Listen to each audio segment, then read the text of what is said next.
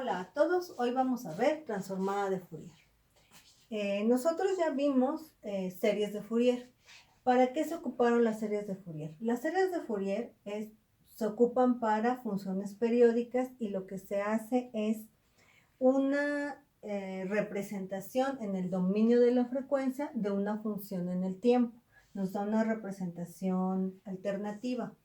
Estas funciones periódicas van a depender de frecuencias discretas. Esta n me va dando las frecuencias. Acuérdense que de los últimos videos son el de espectro de frecuencias, que me da un espectro discreto para cada valor de n. Entonces tengo ahí una representación en el tiempo, su gráfica de la función, que es periódica, y es más, funciones no periódicas definidas en un cierto intervalo, que sería el periodo, las puedo volver periódicas mediante la serie de Fourier. Pero ahora, ¿qué pasa? Que no todas las funciones son periódicas ni están definidos en un cierto intervalo, sino que hay funciones definidas desde menos infinito a infinito. Esas son funciones no periódicas y necesito una técnica que me permita también escribirlas en términos de una frecuencia. Eso va a ser la transformada de Fourier. ¿Por qué es importante la transformada de Fourier?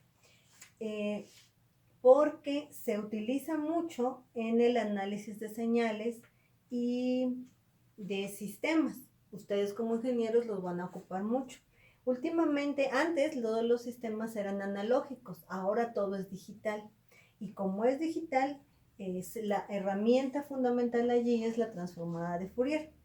Nos proporciona métodos para el análisis de señales y sistemas en teoría de comunicaciones y procesamiento de voz e imágenes. Entonces, por eso es importante y por eso la necesitan ver. Además de que la transformada de Fourier se puede utilizar para resolver ecuaciones diferenciales parciales con este método. Entonces, es una herramienta matemática muy poderosa. ¿Qué vamos a hacer para obtener la transformada de Fourier? Que vamos a ver que tiene muchísimas similitudes con la transformada de Laplace. Entonces, si ya sabemos transformada de Laplace con muchas propiedades, transformada de Fourier se va a parecer mucho. Entonces, ¿qué vamos a hacer? Lo que voy a poner aquí es nada más un tratamiento para que les dé una idea de dónde sale la transformada de Fourier. No es una demostración matemática precisa. Entonces, vamos a suponer que tengo una función f de t que va de menos infinito a infinito y que no se repite. O sea, esto puede tener otra manera de verse. Lo que voy a hacer es tomar una ventana, por decirlo así. O sea, me voy a quedar con un pedacito de esta función y yo voy a llamar a cortar desde menos t sobre 2 a t sobre 2. Y este pedacito, nada más definido en esta ventana, lo voy a trasladar a otras partes y lo voy a volver periódico. O sea, esta que es mi ventana que acabo de dibujar en esa gráfica, suponiendo que sean iguales, luego lo que voy a hacer es repetir, o sea, volverla periódica. ¿Para qué? Lo que voy a querer hacer con esto es pasar de un tratamiento de función periódica a después hacer t medios menos t medios a t medios, abrir la ventana y dejarlo desde menos infinito a infinito mediante un proceso de límite. ¿Sí? Entonces, por conveniencia la centro en el origen porque es más sencillo y voy a escribir la forma compleja de la serie de Fourier para esta función periódica. Forma compleja. Una cosa, aquí si se fijan, este se llama f de t y este es g de t. Esta es periódica, o sea, mi g de t en este periodo g más t es periódica, pero mi g de t está definida como f de t en el intervalo de menos t medios a t medios. Y después se va repitiendo igual f de t en todos los demás lugares de la función. Se podría poner como f de t menos nt, o sea, se va repitiendo en todos los intervalos. ¿Sí? Voy a escribir la forma completa de esta g de t que es periódica. Entonces, g de t, acuérdense que era la sumatoria infinito de... Le voy a cambiar el nombre, en lugar de ponerle Cn, le voy a poner un Gn, porque insisto que después voy a hacer un proceso de límite, pero Gn sería exactamente como calculamos los coeficientes de la serie de Fourier, por compleja, e a la in omega t, donde está omega, es esta omega 0, puedo ponerle omega normal, omega 0, y es justamente 2pi sobre el periodo, ¿sí? ¿Qué voy a hacer después? Voy a escribir o voy a recordar que estos coeficientes Gn se calculan mediante una integral, que es 1 sobre t, la integral de menos t medios a t medios de mi g de t, de e a la menos in omega t, ¿sí? Pero justamente hay que fijarse que estas ecuaciones escritas así pasan, esta Gn, por ejemplo, integra el tiempo, aquí me faltó el de t, integra el tiempo y solo me queda una función de omega. Entonces esta ya es una transformación, como en Laplace, que yo integraba el tiempo y me quedaba una función de s. Lo que voy a hacer después es voy a sustituir, ahorita voy a borrar, voy a sustituir esta g de n en la serie y vamos a ver qué pasa. Ok, entonces vamos a sustituir la g de n en la serie compleja, nada más una acotación. Aquí le puse t minúscula, pero en realidad es una función periódica, o sea, se repite cada periodo, para que lo tengan presente, fue un error de dedo.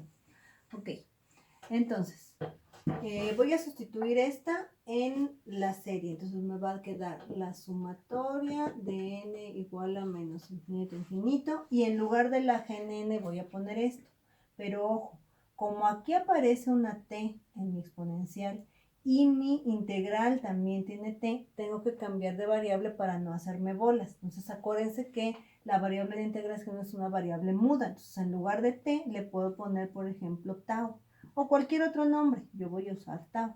Entonces voy a poner la integral, y en lugar de la g va a ser 1 entre t, la integral de menos t medios a t medios de g de tau e a la menos i n omega tau de tau, todo por e a la i n omega t.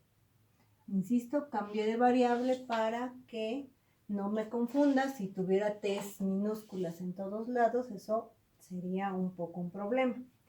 Y ahora voy a fijarme, eso es aparte, en la diferencia entre dos términos sucesivos de la serie en frecuencia, o sea, un delta omega. ¿Quién sería el delta omega? El delta omega sería la omega en el n más 1, por ejemplo, menos la omega en n, donde esta omega es mi omega original, la mi frecuencia 2pi sobre t. Entonces, ¿qué me va a quedar? Si aquí factorizo la omega, me queda n más 1 menos n, que me queda nada más omega.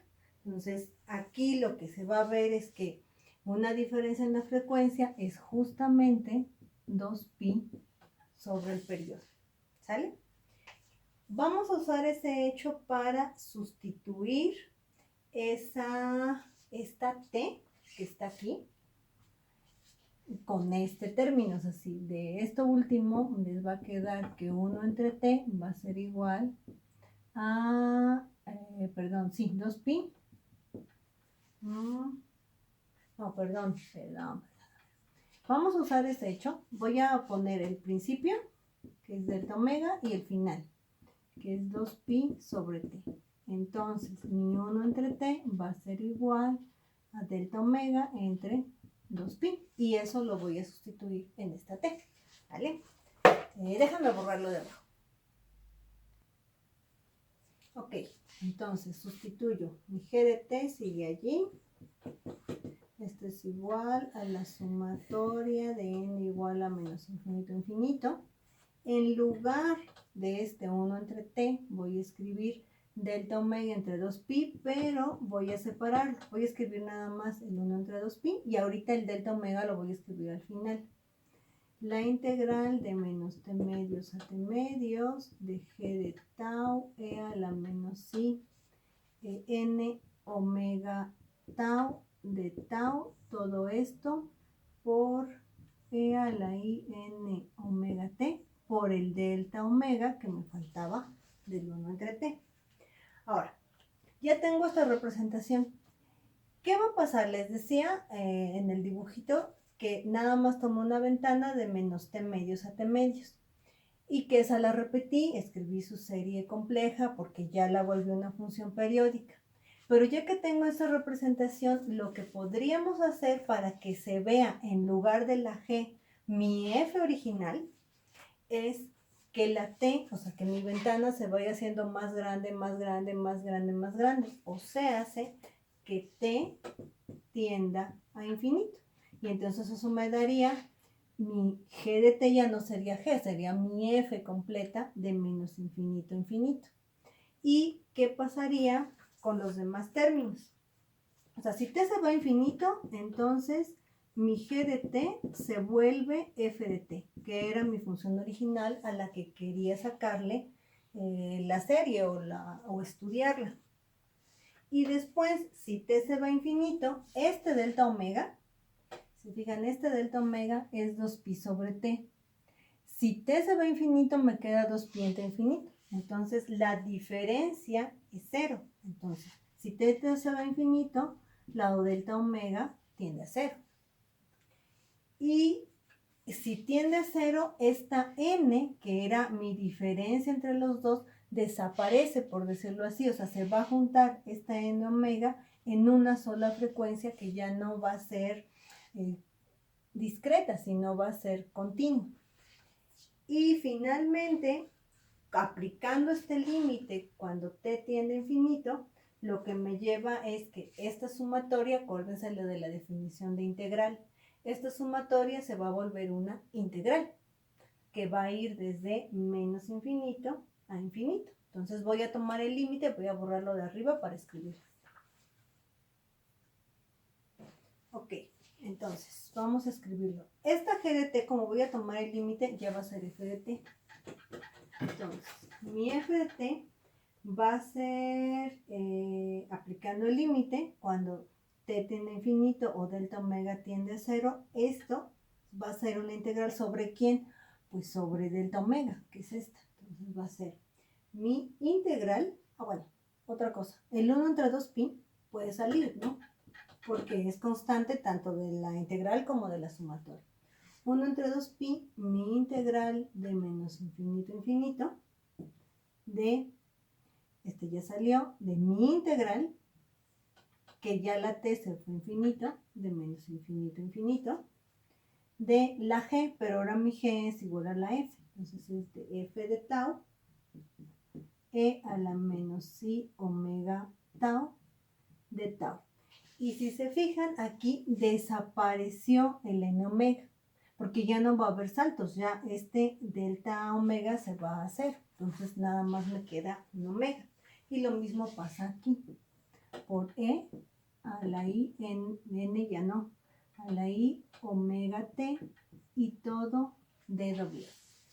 Entonces, allí lo que tenemos es esta expresión que se conoce como la representación integral de Fourier. Y es básicamente pasar de la serie de Fourier mediante un proceso de límite a una representación de mi función en una integral doble. De esa integral se va a obtener las transformadas de Fourier, tanto directa como inversa. ¿Cómo sé si una función va a tener representación de integral de Fourier y por lo tanto transformada de Fourier? Se van a cumplir las condiciones que ya habíamos visto para las series de Fourier, que son las, o se tienen que cumplir las condiciones de Dirichlet.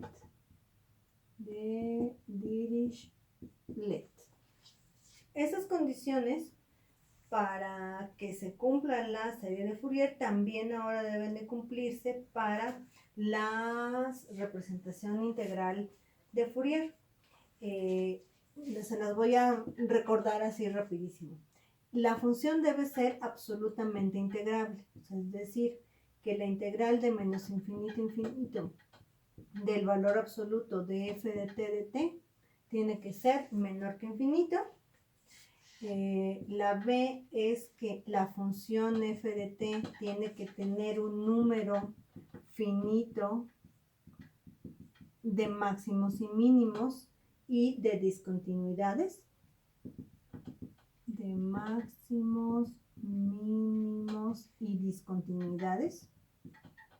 Discontinuidades.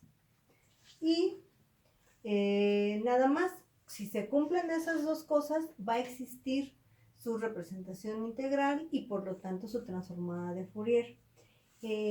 Hay una cosa, aquí hay un símbolo de igual. Si hablamos de funciones que son discontinuas, también allí se va a tener que hacer el proceso de que en la parte de discontinuidad es un promedio de las dos partes, ¿sí?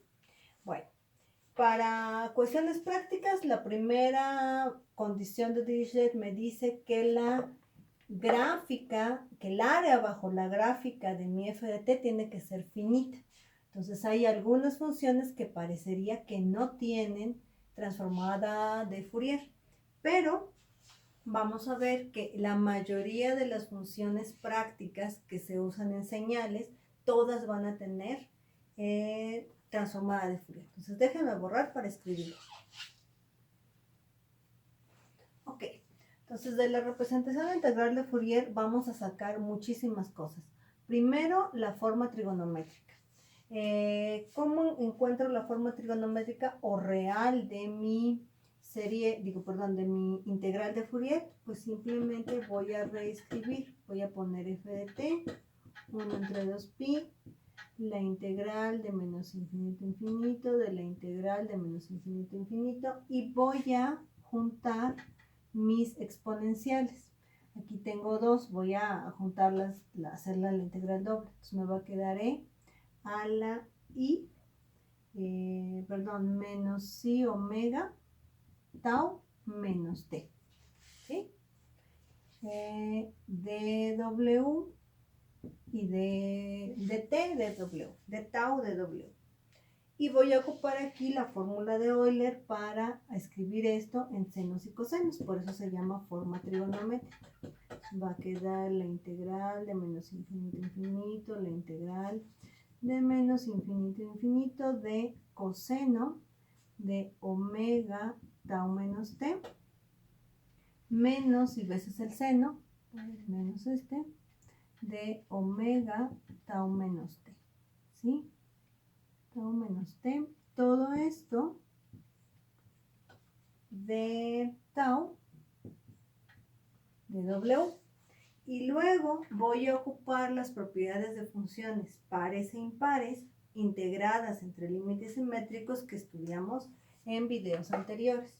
Entonces, si se fijan, el seno es una función impar y está integrada en esta es una función impar de w y está integrada en w, los límites son simétricos. No tiene que ver con f de tau porque f solo depende de tau y esta función estoy integrándolas en w. Bueno, todo lo integro, pero para hacer la integral de w no importa la f de tau. Entonces, como es una función impar integrada en límites simétricos, su integral es 0. Entonces, esto me queda 1 sobre 2pi, la integral de menos infinito a infinito, de la integral de menos infinito a infinito de f de tau, y nada más sobrevive el coseno de t menos tau de omega, ¿sí? De la misma forma, allí puedo ocupar que el coseno de omega tau menos t es par, también integrado en w, que es la única que me queda. Entonces Como es una función par integrada en límites simétricos, eso me queda 1 entre 2pi. La integral de 0 a infinito la voy a integrar en w. De la integral, de la integral de f de tau cos de menos infinito infinito, coseno de omega tau menos t. Primero hago de tau y luego de omega, donde omega ya nada más me quedó de 0 a infinito, por ser una función par. Esta es la forma trigonométrica de la integral de Fourier. Si se fijan, allí ya no hay nada imaginario y es una forma trigonométrica o real. Todavía se pueden hacer más simplificaciones de esta forma trigonométrica. No vamos a hacer todo el desarrollo, nada más es volviendo a usar las propiedades de funciones pares o impares, dependiendo si la f de tau es función par, me da par por par, esto me da 2 veces la integral, o si f es impar, me da impar por par, y una de las integrales se hace 0. Voy a escribir los resultados y con eso terminamos. Ok, entonces les decía, vamos a hacer simplificaciones. Una cosa, aquí me comí cuando les decía que si el coseno es una función par, es 2 veces la integral. Me comí ese 2. Entonces es 2 veces la integral, por eso queda de 0 a infinito, pero es 2. Me había comido ese 2. Bueno, aquí se cancelaría. Y les decía, si f es una función par, haciendo dos cosas. Usando las identidades trigonométricas de que el coseno de a menos b es coseno de a por coseno de b más seno de a, seno de b, y otra vez usando que el seno es impar. Con todo eso me queda este resultado. Me queda 2 entre pi, este ya se fue, es 2 veces otra vez porque esta integral de menos infinito ahora empieza en 0, porque f de t es par, coseno de omega t, coseno de omega tau, perdón, coseno de omega t, de tau de t. Y eso se llama la integral de Fourier en cosenos. Y si f de t es una función impar, realizando los mismos pasos, pero ahora lo que se va es otra parte y solamente me queda seno de omega tau, seno de omega t, y eso es lo que se llama integral de Fourier en cosenos. La integral, la representación trigonométrica o integral de Fourier en senos y cosenos es importante para ciertas aplicaciones, aunque nosotros no la vamos a usar mucho. De aquí, de todo este análisis, también se va a desprender ya la transformada, pero eso lo vamos a dejar para el siguiente video. Hasta luego.